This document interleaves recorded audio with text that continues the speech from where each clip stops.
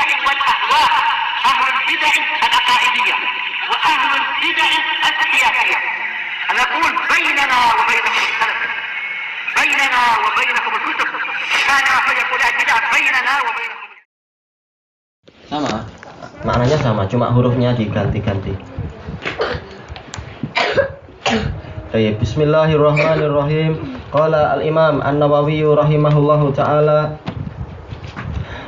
al-haditsu salis wa an Aisyah radhiyallahu anha qalat ma shalla Rasulullah sallallahu alaihi wasallam salatan ba'da an nazalat alaihi idza jaa nasrullahi wal fath. Tidaklah Rasulullah SAW mengerjakan suatu salat setelah turun kepadanya surat idza jaa nasrullahi wal fath, apabila telah datang pertolongan Allah dan kemenangan, illa yaqulu fiha, kecuali beliau itu berkata di dalamnya, yaitu di dalam salat. Apa itu? Subhanaka rabbana wa bihamdika Allahumma ghfirli. Subhanaka, yaitu maha suci engkau, Rabbana, wahai Rabb kami, kemudian wa bihamdika, dan dengan memujimu, Allahumma ghfirli, ya Allah ampunilah saya. Muttafaqun alaih. Wa fi riwayatin fi sahihain anha, Aisyah juga, kana Rasulullah sallallahu alaihi wasallam yuksiru an yaqula fi ruku'ihi wa sujudih. Rasulullah sallallahu alaihi wasallam itu sering memperbanyak di dalam rukuk dan sujud beliau, Subhanaka Allahumma rabbana wa bihamdika Allahumma ghfirli. Ada beberapa tambahan lafaz. Ini menunjukkan bahwasanya pelaksanaan ayat yang pelaksanaan surat Al-Fatah tadi, surat An-Nasr tadi, hurufnya boleh diganti dengan beberapa contoh yang didatangkan oleh Rasulullah ini. Tidak harus satu, boleh ditambahi dengan Allahumma dan sebagainya sesuai dengan yang diajarkan oleh Rasulullah Shallallahu Alaihi Wasallam. Kemudian kita selesaikan dulu ini. Wa fi riwayatin fi sahihaini anha kana Rasulullah SAW yuksiru an yaqula fi ruku'ihi wa sujudih. Rasulullah SAW itu dulu sering memperbanyak di dalam rukuk. Oh, ini tadi sudah ya. Wa ini ya ta'awwalul Quran, yaitu mengamalkan Al-Quran. Ya ta'awwal jangan diartikan mentakwil, tapi kita artikan mengamalkan sebagaimana dijelaskan oleh Syekhul Islam. Takwil bermakna apa? Al-amal bimuqtada al-fi'il atau bimuqtadal ayah, yaitu maksudnya adalah mengerjakan. Ya ta'awwal di sini maksudnya adalah mengamalkan ayat Al-Quran.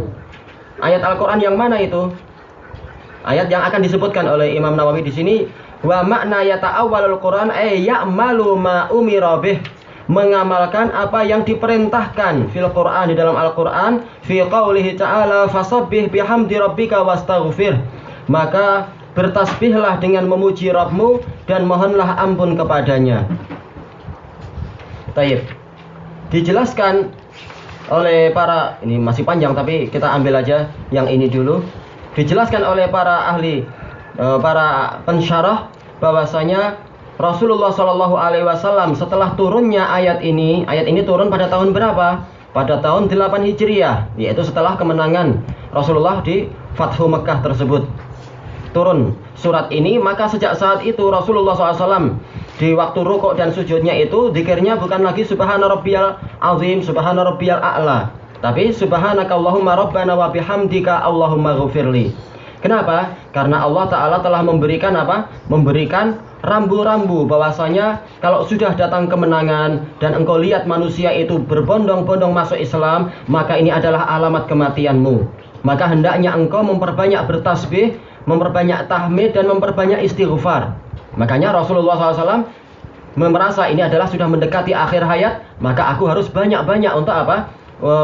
Persiapan menghadap Allah dengan memperbanyak zikir. Tayyib, inilah yang diinginkan oleh Imam Nawawi di dalam apa? Di dalam hadis ini, di dalam bab ini, yaitu apa? Memperbanyak amal kebaikan di akhir umur. Kenapa? Rasulullah telah melihat alamat kematian beliau. Tayyib. Dan dari hadis ini kita mendapatkan faedah sebagaimana disebutkan oleh Syekhul Islam Ibnu Taimiyah di Majmu'ul Fatawa, bahwasanya di akhir setiap amalan hendaknya kita banyak-banyak untuk apa? Istighfar kepada Allah. Karena annal insan mahma ijtahada majtahada fi ibadatihi fala budda minal khalal wan naqas. bahwasanya walaupun manusia itu kerja keras dan sungguh-sungguh di dalam ibadah, pasti ada cacat dan pasti ada kekurangan. Maka hendaknya dia menutup amalannya itu dengan istighfar. Makanya Rasulullah SAW selesai sholat beliau istighfar. Astaghfirullah, astaghfirullah, astaghfirullah. Juga apa di akhir malam, yaitu selesai qiyamul lail, memperbanyak istighfar. Sebagaimana firman Allah Ta'ala tentang orang-orang yang bertakwa itu di dalam surat Az-Zariyat, Allah Ta'ala berfirman, akhidhina ma'atahum rabbuhum innahum kanu qabla dzalika muhsinin.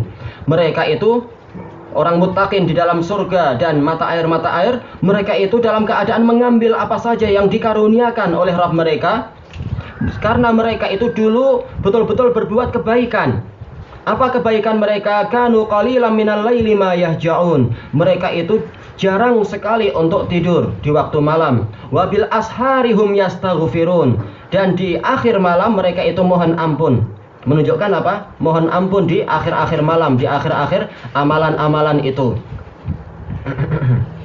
Sebagaimana firman Allah Ta'ala yang lain, wal mustaghfirina bil ashar. Dan orang-orang yang mohon ampun di waktu sahur, di akhir amalan, yaitu di akhir apa?